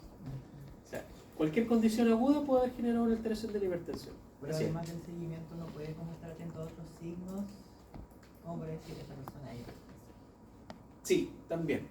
También hay signos que te generan y que son posibles de encontrar en los pacientes hipertensos, como por ejemplo el aumento de la incidencia como insuficiencia cardíaca, hallazgos electrocardiográficos, por ejemplo. En el pulso también tener un aumento de la intensidad del pulso. Si le haces fondo de ojo a tus pacientes van a haber retinopatía hipertensiva. Podemos detectar en los exámenes de orina alteraciones de renales. Pero eso lo van a ver después en medicina, ¿ya? Que son las alteraciones en los órganos blancos de la hipertensión arterial. Que en un paciente que no es hipertenso, usualmente no los tiene. En general se le elevó la presión por una condición aguda, pero como él no es hipertenso, no tiene daño en órgano blanco. Pero un paciente hipertenso, generalmente sí los tiende a tener, y uno los puede ubicar. ¿Dónde el órgano blanco? La retina, corazón y riñón. Sí. Pero, entonces un paciente hipertenso tiene constantemente la presión elevada. Así es. Igual puede Sí. tener episodios en los que está como mucho más elevada de la Así es. de lo común. Sí. En general, un paciente, bueno, aquí también otro tema, pero para hacer el diagnóstico de la hipertensión arterial como enfermedad, también hay criterios, ¿ya? No basta solamente con una toma. requiere un seguimiento, hay un examen que se llama el MAPA, ¿cierto? Que es el monitoreo ambulatorio de presión arterial, que está demostrado también que la mejor forma de diagnosticar la presión arterial es que el mismo paciente en su casa se tome como corresponde la presión. Hay algunos pacientes que cuando van también a tomarse la presión a algún hospital o a un CEFAM, les sale alta, pero en la casa les sale normal. Esos son los famosos hipertensiones de bata blanca, ¿ya? Tiene todo un resquicio, pero cuando se cumplen las condiciones donde el paciente constantemente está sobre esta cifra, o sea, sobre 140/90, el paciente es hipertenso. Y para afirmar tu condición de que además es hipertenso, tú le haces estudio de órgano blanco y si encuentra algún daño en algún órgano blanco, ya es seguro que es hipertenso. Y ahí también efectivamente el paciente puede tener de repente, cuando se altera, subir la presión a 200 con 120, por ejemplo, ¿ya? Y eso también tiene otro nombre, crisis hipertensiva, etc. Pero a mí lo importante en este aspecto es que más o menos sepan cuáles son los valores normales, porque van a ver estos datos cuando vayan a ver a los pacientes, ¿ya? Les van a revisar la ficha, o sea, o le van a preguntar al paciente, ustedes también pueden tomar la presión y pueden encontrar alguna de estas alteraciones en cuanto al examen físico. Y si por ejemplo ustedes le toman, el paciente no les dijo que era hipertenso, ¿ya? Se lo olvidó, les preguntaron y no les dijo. Y ustedes le toman la presión y tenía 162/100, por ejemplo, y lo volvieron a repetir y tiene 158/98, y ustedes le preguntan, ¿se acuerdan? Ah, tiene sobre 140/90, tengo que preguntar si es hipertenso, y le preguntan, ¿es hipertenso? No, le dice, no soy hipertenso, es que le salió la presión alta. No, nunca me han dicho que soy hipertenso. ¿Y toma remedios? Sí, tomo el Enalapril, los Sartain, y todas las pastillas de la presión, ¿ya? Entonces ahí, ya, entonces tengo que el paciente toma remedios, tiene la presión alta, lo más probable es que sea hipertenso, ¿ya? Pero él no lo tiene como... ¿Qué pasa? Pasa. Revista clínica. Sí. ¿Alguien quiere preguntar? ¿Sí? ¿Por qué las personas que usualmente tienen hipertensión, por ¿Ya? qué pueden vivir normalmente y hacer su vida si tienen, no sé, presión arterial de 200 o mayor a 180? Es una muy buena pregunta, que eso lo vamos a responder bien en el próximo curso de fisiopatología. Pero lo que tiene que ver es que, primero, como la presión arterial depende de muchos factores, ¿ya? Como la presión acá, por un tema también fisiológico, más que fisiológico, por un proceso que se llama aterosclerosis, ¿ya? Un proceso fisiopatológico, en la mayoría de las personas con la edad va aumentando la tensión y la dureza de las arterias. Por lo tanto, la resistencia periférica va aumentando a medida que uno envejece. Y por lo mismo, a medida que también uno envejece, va aumentando la presión arterial, ¿ya? Es un hecho también documentado. O sea, la presión alta, los valores promedio de presión en población de 20 años es distinta a aquella de 60 años, por ejemplo, ¿ya? Y eso va muy normado en cuanto a las características y de la reserva fisiológica que tienen los pacientes. Entonces hay pacientes que, si esto se va tornando de manera paulatina, como en muchas otras enfermedades, ocurren adaptaciones fisiológicas o fisiopatológicas, que lo vamos a ver también, insisto, en el próximo semestre de fisiopatología. Y esas adaptaciones lo que hacen es que el paciente, ante estos cambios fisiológicos y fisiopatológicos, va activando otros sistemas para mantenerse en equilibrio y mantenerse, en teoría, funcionando bien. Pero a largo plazo, estas adaptaciones son malas, ¿ya? Porque no solamente ocurren con la presión, ocurren con muchos pacientes también, con problemas cardíacos que no tienen síntomas, con la diabetes también que no tienen síntomas, con el colesterol, etc. Pero llega un momento que esa adaptación falla y hacen una manifestación aguda de alguna enfermedad, y ahí es donde colapsan. Y ahí es donde la gente mucha describe que como que se le declaró la enfermedad o como que tuvo la crisis, y realmente no era así, era un proceso que venía ocurriendo mucho tiempo, que el cuerpo, por un tema también fisiológico, fisiopatológico, estaba adaptado, no daba mayor sintomatología, y de repente hizo alguna complicación, como por ejemplo una ACV. ¿Ya? Tenía la presión tan alta, no sentía nada, pero la presión alta genera riesgo de ACV y le dio una ACV, accidente cerebrovascular. Y ahí dijeron, me encontraron, me declararon hipertensión. Bueno, por lo más probable es que la había tenido antes y no tenía síntomas, por eso no da síntomas por estos fenómenos de adaptación. No sé si te responde la pregunta. ¿Sí? ¿Consulta? La tabla con la hipertensión arterial aislada al final. ¿En cuál? La tablita, la siguiente. Al final. ¿Esa? Sí, al final. La otra. ¿Eso te refieres Sí. a lo del atrio? No, lo que habla es que básicamente para hacer el diagnóstico de hipertensión tiene que ser idealmente sistólica y diastólica. cuando es aislada o solamente es histórico de histórica, es cuando solamente un valor te sale repetido sobre el valor normal. Por ejemplo, un paciente siempre tiene 160, pero 75, 169 con 73, 171 por ejemplo y 68, sí. A eso se refiere, solo la sistólica o solo la diastólica. ¿Ya? A eso hablo. Miren, primero, para entender este concepto,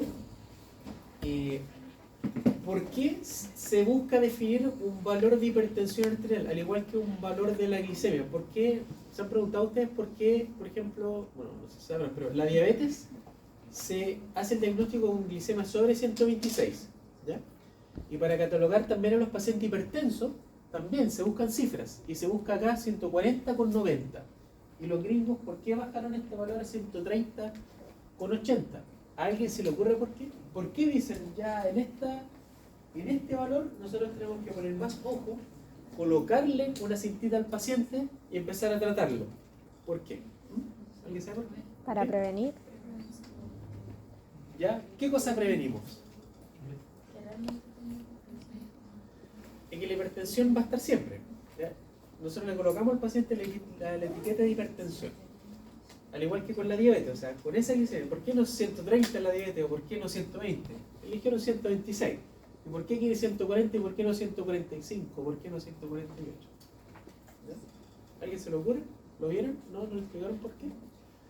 Porque todas estas patologías crónicas, ya la diabetes, hipertensión, colesterol, etc., ustedes saben que se asocia a aumento de enfermedades cardiovasculares, principalmente infarto, accidente vascular y muerte.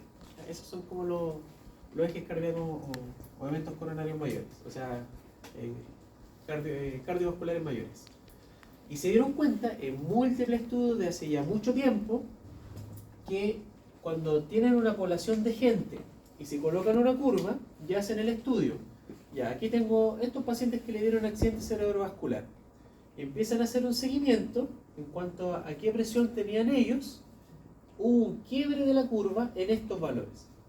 Entonces, ¿qué descubrieron ellos? Que la mayoría de los pacientes que estaban sobre estos valores de 140 con 90, la incidencia de accidentes vasculares aumentaba drásticamente. Y bajo estos valores no era tanto. Entonces dijeron, este debe ser entonces el valor en que el riesgo aumenta harto, porque aumenta la incidencia de estas enfermedades. Por lo tanto, a todas estas personas que todavía no lo tienen, pero que están en este rango de presión, hagamos algo para evitar que les dé. Porque si bajamos la presión, los manejamos en este grupo que tienen menor riesgo cardiovascular. Y esa es como la explicación. Lo mismo con la diabetes, lo mismo con el colesterol. Por eso en el colesterol definen valores, por ejemplo, de 160 como normal sin factores de riesgo, de 130 el LDL cuando hay un factor de riesgo, bajo 100 el LDL si hay antecedentes de ACV o infarto, etc. Básicamente por eso, porque esos valores te permiten bajar la incidencia de eventos cardiovasculares mayores, infarto, ACV, etc. Pero, profe, Son por conveniencia, ¿no? ¿Es el que tenemos que tener como en cuenta? ¿Esto? Para ustedes como conocimiento, sí, pues, esto es lo importante, porque esto es lo que se enseña en general en la guía. Ya, pero no la norteamericana, No, estas son las que están adoptadas a la población chilena. la europea. La europea, sí. Y validada este año. Porque aquí también, si nos guiamos por esta, bueno, de la hipertensión es del 2010 y me parece que hay una actualización del 2016. Usa esta, Ya. que usaba después el que salió en la europea del 2018, esta, la que me la traje acá, pero que salió en la actualización del 2023, que en valores se mantiene igual. ¿Y cuál fue el criterio de que nuestra población se parece a la europea? Porque, sí, no, sí, también lo preguntaron, y por lo menos lo que se discute en los congresos cuando hacen la misma pregunta que tú, por un tema costo sanitario. Porque, sí, pues la prevalencia va a aumentar. Si tú colocas a gente con la presión más baja, si eres más baja en los límites, mete a más gente en el saco. Y meter más gente en el saco significa que tienes que cubrir con más tratamiento, más seguimiento, más control, etc. Eso es lo que pasa. Y esto, de hecho, le pasó a los gringos. Salió un estudio por ahí en 2017, creo que fue, 2018, donde hubo una gran un gran cambio en los seguros, porque los gringos son más estrictos en cuanto a los seguros de salud. Sí. Entonces, el cambiar esos valores significó ahí un gasto tremendo. Y ahí hubieron algunos problemas y todo que no pudieron o que estaban ahí en disputa de resolver. ¿Se entiende, no? ¿Sí? Sí, muy claro. Es un tema esto de la presión arterial. Hay harto estudio y hay harto la verdad de qué hablar en general. En cuanto a la presión, en cuanto al diagnóstico, tratamiento, etc. Y lo ven harto en medicina interna también. Bien, ahora, ¿por qué se puede alterar la presión? Porque la presión puede estar en general más alta por alguna condición aguda o alguna condición crónica, que el paciente sea hipertenso o alguna condición aguda que genera alteración de todo este sistema, principalmente el eje adrenérgico, ya por un tema también fisiopatológico, hay una hiperadrenergia en estos sistemas que genera elevación de la presión arterial. Y cuando tiene alguna infección, una neumonía, insuficiencia cardíaca, cualquier condición aguda, tienden a tener la presión un poquitito más alta, ¿ya? ¿Y por qué puede bajar? Principalmente uso de fármacos, ¿ya? Pacientes que están tomando hipotensores, que son varios, que la lista es tremenda. Acá en Chile tenemos disponibles, yo creo que por lo menos unos 100, son entre combinados, solitos, de marca, genéricos, etc. Y de repente algunos pacientes se pasan de la dosis, se equivocan de la dosis y pueden tener también hipotensión secundaria en el uso de fármacos. Patologías crónicas, ya también hay pacientes que por enfermedades cardíacas de larga data, ya cuando el corazón ya no funciona muy bien, como la presión depende del gasto cardíaco y ya no hay un gasto cardíaco suficiente, pasan de estar hipertensos a normotensos y en etapas finales hipotensos, ¿ya? Y pacientes graves, sobre todo los pacientes con sepsis, que no van a ver ustedes porque están en la UCI, o condiciones agudas importantes. ¿Por qué? Porque los pacientes con sepsis, o la sepsis es la infección generalizada, ¿ya? Un paciente que tiene una neumonía y hace un cuadro de shock séptico, ¿ya? La infección es tan grande que hay una disregulación total en su sistema, el paciente necesita un apoyo con una UCI y las toxinas bacterianas y la reacción inflamatoria intensa del paciente genera una vasodilatación sistémica. La resistencia vascular se va a piso, y se va a piso y se va a piso la presión arterial. Se va a piso la presión arterial y nos baja la PAM por un tema algorítmico. Y si nos baja la PAM, ¿qué ocurre? Hay una hipoperfusión del tejido. O sea, le va a llegar menos sangre al riñón, menos sangre al pulmón, menos sangre al corazón, menos sangre al cerebro. Y los pacientes por eso son graves, porque si no se trata, terminan falleciendo. ¿Por qué? Por hipoperfusión.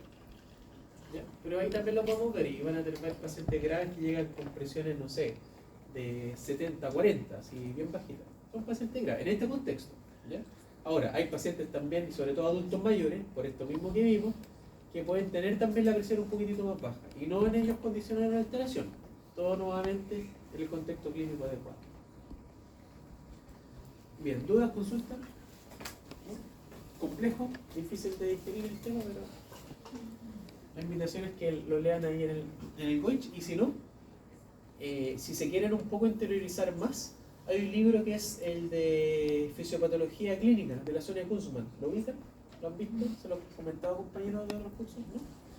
Es un libro chileno que es bastante bueno y que habla de todos estos temas y tiene un apartado sobre hipertensión arterial. Bien, la respiración, ¿qué es? Nuevamente corresponde a otro proceso fisiológico. En este caso lo que hacemos es inspeccionar ese proceso, denominados mecánica respiratoria. Y cuando nosotros observamos la respiración, vamos a observar la inspiración y la expiración del paciente. Nuevamente, como un proceso fisiológico, acá está la curvita que habla de los distintos volúmenes pulmonares que maneja un paciente.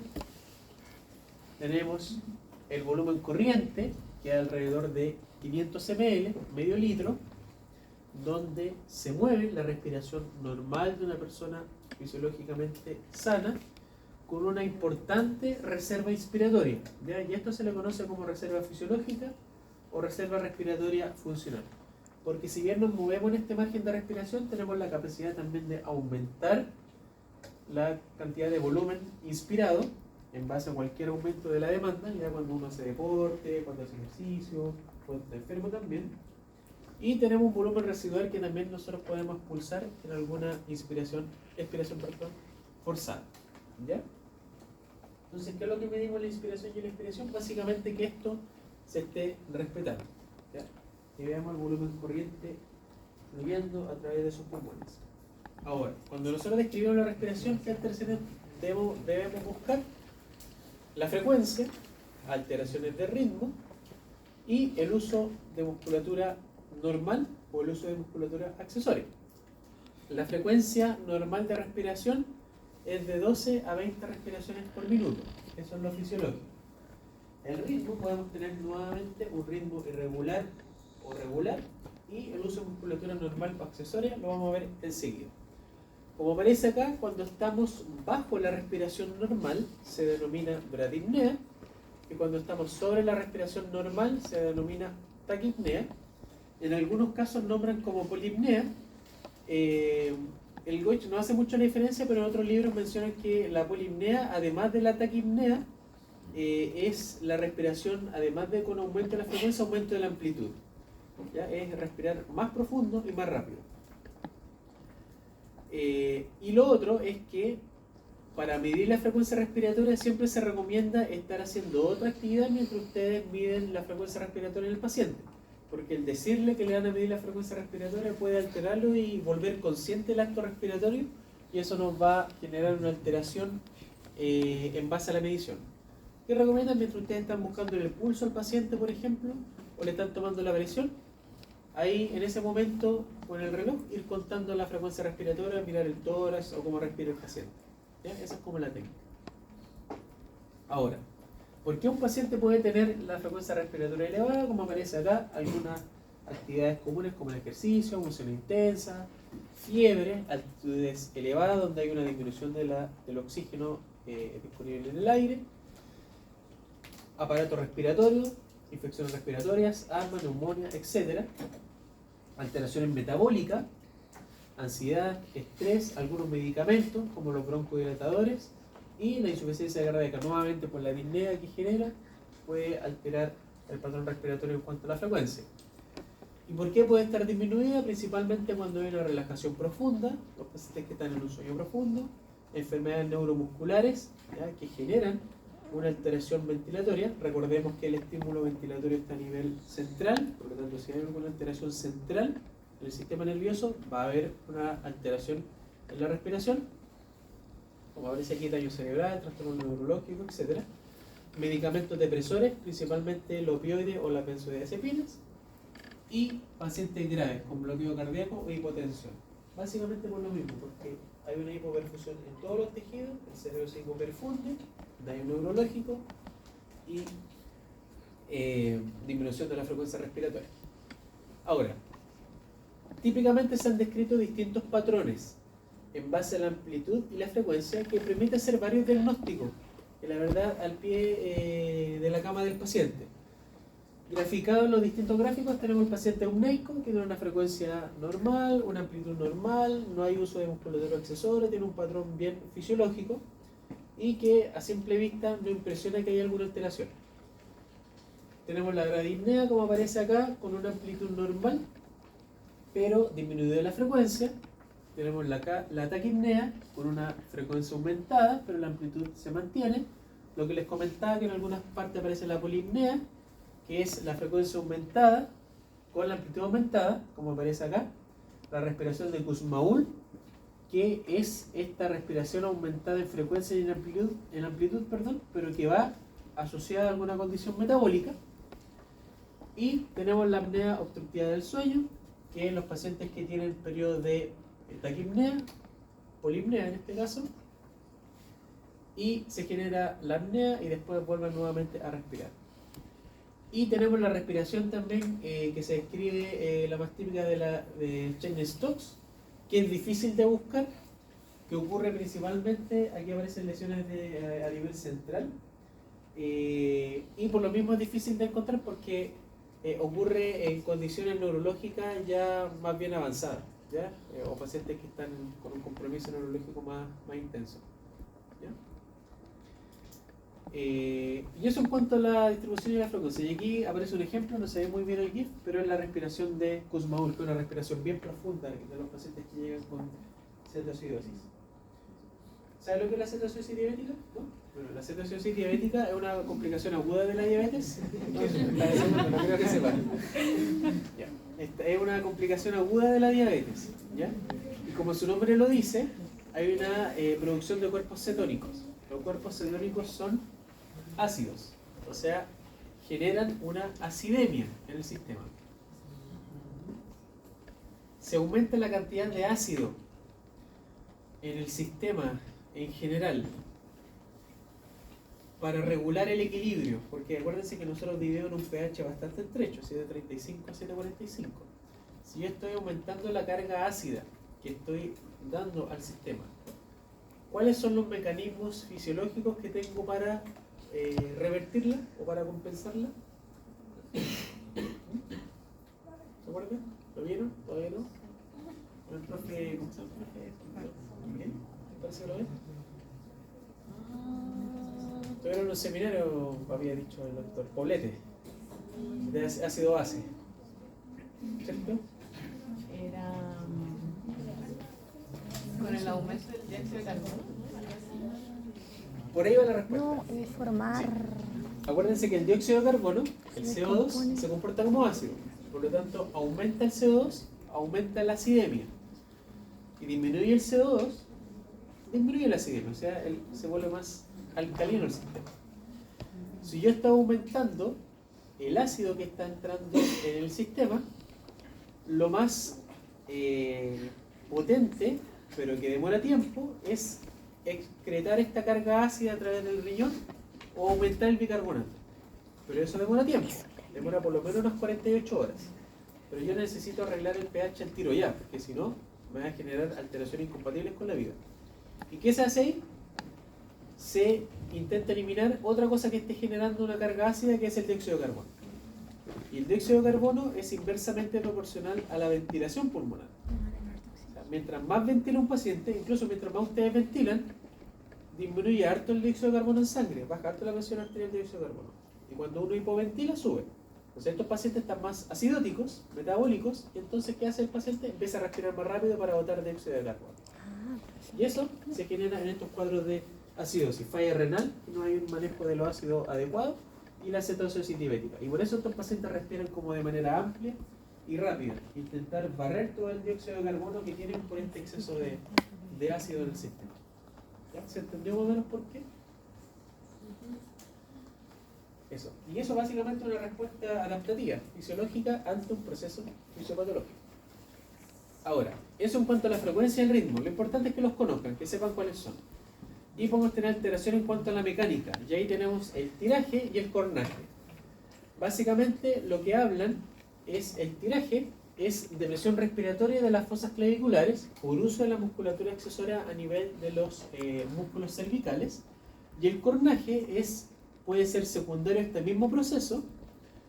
Se genera un ruido a la respiración, que puede ser por esto o porque hay algún cuadro obstructivo o lesión obstructiva a nivel respiratorio alto que genera este ruido. ¿Ya? Y eso es importante destacarlo. Recordemos que la musculatura en un paciente en reposo que no requiere grandes aportes de oxígeno en su sistema, se utilizan los músculos intercostales y el diafragma. Y eso nosotros no lo vamos a simple vista. En algunos pacientes, o sea, no en algunos pacientes, pero en los pacientes sentados, tranquilos, uno puede ver que, ¿cierto?, el abdomen sobresale un poco y después baja, y nosotros no vemos tampoco los músculos intercostales. Se ve que el tórax aumenta un poco en amplitud y baja, pero se ve un tórax tranquilo. Cuando hay una respiración dificultosa, se genera más fuerza, y ahí ya no se utilizan solamente los intercostales, se utilizan los supraclaviculares, se utiliza el cuello, e incluso los pacientes toman también posiciones antiálgicas para utilizar incluso los músculos de la caja torácica posterior, para intentar expandir lo más que puedan el tórax con mayor fuerza. ¿Ya? Y eso uno lo puede ver. En los adultos se ve, en los niños también, es mucho más típico. Son los típicos videos que pasan en la tele de los niños que hay este como hundimiento de las costillas, que se les tira el cuello y aparece este ruido que es el cornaje, ¿ya? Que es la respiración ruidosa. Eso. Y si ustedes ven eso, primero, no deberían verlo, porque el paciente, si está en una sala de medicina, no debería estar ahí, porque es una condición grave. La mayoría de los pacientes que están con una respiración acelerada y con uso de musculatura accesoria y con cornaje, deberían estar en una unidad de paciente crítico, la verdad, porque eso no es fisiológico. ¿Saben por qué o no? ¿Se lo ocurre? Antes de pasar a este último tema. se cansan los músculos, así es, se fatigan. Y si se fatigan, ya no hay más quien los apoye y caen en hipoxemia, y la hipoxemia genera paro cardiorrespiratorio. Los pacientes tienen indicación casi inmediata de apoyo ventilatorio. Bien, y para terminar, la temperatura, esto ya lo vimos cuando hablamos de fiebre, básicamente corresponde a la medición de un proceso físico que ocurre como consecuencia de distintos procesos fisiológicos que tienen que ver con la termogénesis. ¿Ya? Y el margen de temperatura es importante porque en este margen estrecho se generan todos los procesos biológicos mediante enzimas y distintos procesos moleculares que mantienen el trabajo celular funcionando en óptimas condiciones. Tenemos procesos de termogénesis que viene principalmente dado por el metabolismo de los alimentos que generan elevación de la temperatura, y la termolisis que habla de todos aquellos procesos también fisiológicos que buscan bajar la temperatura, como son la sudoración y la vasodilatación periférica para que se pierda calor a través de la piel y también a través de la respiración, la humedad, etc. Y eso va a mantener en un margen estrecho la temperatura. ¿Cómo se mide? Con un termómetro. ¿Ya? Tenemos distintos tipos de termómetros: el termómetro digital, el infrarrojo sin contacto y el clásico termómetro de mercurio, que por normas internacionales se ha ido dejando de lado este último termómetro, aunque lo más probable es que ustedes lo hayan visto, o no sé si tendrán en la casa todavía. Estos termómetros son los más baratos, se encuentran en todos lados todavía, igual requieren de cierta técnica para la medición, pero actualmente los otros tipos de termómetros también son más accesibles. ¿Cómo medir la temperatura? Lo más probable es que ustedes no la midan ahora en la práctica clínica, ¿ya? Los mismos personal de salud la mide allá de manera rutinaria cuando controlan los signos vitales de los pacientes, pero si la quieren medir, también lo pueden hacer. Se recomienda, si se hace a nivel axilar, que esté el termómetro pegado en la piel, que puede ser dificultoso en los pacientes adultos mayores que tienen mucha pérdida de la masa grasa, porque en la axila se forma como un espacio y ahí el termómetro no queda bien posicionado. Rectal, ya que también se puede medir, es más incómoda, por eso se utiliza la técnica axilar o a través de bajo la lengua. Recordar que rectal la temperatura es 0,5 grados mayor que en la axila, y el infrarrojo idealmente que sea en la frente, pero tiene que ser a nivel de la sien, de la arteria temporal. ¿Ya? Esa cuando le colocan en la frente adelante no tiene quizás tanta validez, pero lo que más recomiendan es a nivel de la zona temporal. Y los otros infrarrojos también, pero que se utilizan en los niños, son los de tímpano, que tienen cierta imprecisión en relación a los infrarrojos de la sien, de la arteria temporal. Ahora, yo les mencioné en cuanto a las características y el diagnóstico de fiebre, ¿cierto? Lo hablamos que una temperatura sobre tanto se define como fiebre. Sin embargo, en base a datos estadísticos, como la temperatura depende de los termómetros, de la situación, incluso medir la temperatura en reiteradas oportunidades en un paciente puede dar valores discretamente distintos. Por ejemplo, si tú la mides ahora 36,8 y si la mides en 5 minutos tiene 36,4, por ejemplo, ¿ya? Y después la mides en 10 minutos más y tiene 36,9. Ninguna es fiebre, ¿cierto? Porque todas están bajo este valor. Pero si alguna medición de cualquier termómetro, sobre todo los infrarrojos que se utilizan hasta ahora, sale sobre 37,8, la probabilidad de que el paciente tenga fiebre es muy alta. ¿Ya? Eso es importante. Si bien no se condice con el valor de 38, que era nuestra definición, pero si tiene 37,8 hay que estar ahí atento, ojo ahí, y hay que controlar varias veces porque el paciente sí puede tener fiebre. ¿Qué variable puede afectar una correcta medición de la temperatura? Comer y fumar. ¿Ya? Se ha visto que los pacientes que consumieron alguna comida copiosa, dentro de los próximos 5, 10, hasta 15 minutos, por el aumento del uso de la musculatura masticatoria, si se toma con un termómetro infrarrojo puede dar falsas elevaciones anormales de temperatura. ¿Ya? Lo mismo que fumar, si se toma con un termómetro a nivel de la boca, oral. La taquipnea también puede generar alteración de la medición de la temperatura. Pacientes con hemiparesia. ¿Ya? Idealmente, si el paciente tiene una hemiparesia o una hemiplegia secundaria a un accidente vascular encefálico, hay que tomar la temperatura en el lado sano, no en el lado hemiparético, porque eso también genera falsos valores negativos. Y inflamación de las mucosas, por un tema de aumento de la vasodilatación local, hay mayor sangre, hay mayor flujo y eso puede generar también falsos positivos, o sea, marcar fiebre siendo realmente no la fiebre. Y en ausencia de estas variables, se dice que una temperatura sobre 37,8 es indicativa de fiebre. ¿Por qué? Porque en los distintos estudios de aquellos pacientes que se tomó la temperatura en estos valores, el percentil 99 indicaba que en algún momento iban a llegar a 38 y iban a presentar entonces fiebre. Con todo eso que conlleva. Y para terminar, examen físico general, vimos la primera y la segunda parte. ¿Cómo podría ser una descripción bastante somera y bastante sencilla de un examen físico general adecuado o sano sin alteración? Ustedes podrían describirlo así, en la historia clínica. Paciente en decúbito supino activo, ¿cierto? Ya sabemos las alteraciones que no tiene. Marcha sin alteración, asumimos que buscamos todas las alteraciones que vimos la clase pasada. Fase no característica, nuevamente, estamos asumiendo que ustedes vieron la fase que no tenía presentiálgica, ni febril, ni nada de lo que describimos.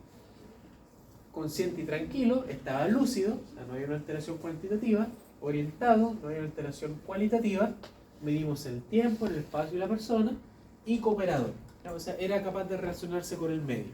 Esto es bien sencillo. Mesomorfo, los distintos dibujos que les mostré, peso 81 kilos, talla 1,75, y con este IMC, de manera somera, pero ya nos permite tener una idea que el paciente tiene sobrepeso, y uno se lo imagina así en ese contexto. La piel, sin alteraciones, buscamos y no encontramos ninguna alteración significativa. Fanerios, sin alteraciones, o sea, el pelo tenía una distribución adecuada, característica adecuada para su edad, para su sexo, etc. Y buscamos adenopatías y no palpamos adenopatías patológicas, porque a nivel cervical, inguinal, supraclavicular, no había ningún aumento de volumen característico. Vimos las yugulares, en la posición de 30 grados estaban planas, no había ingurgitación, no había tampoco alteración en el pulso. Asumimos que ustedes buscaron el ritmo, que estaba regular, que tenía una frecuencia entre 60 y 100, que no había mayores detalles, y tenía una presión arterial adecuada, una frecuencia cardíaca normal, frecuencia respiratoria 14 por minuto, o sea, dentro de los rangos que establecimos como normales, un patrón normal, no había uso de musculatura accesoria, no había tampoco alteración en la amplitud, etc.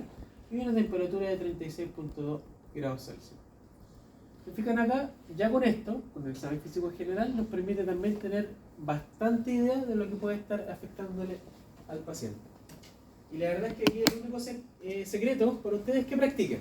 ¿Ya? Practiquen, empiecen a describir en la historia clínica o con otro tipo de situaciones un examen físico general, teniendo en mente todo este esquema que en estas dos clases les acabo de entregar. Y con eso hemos terminado por el día de hoy.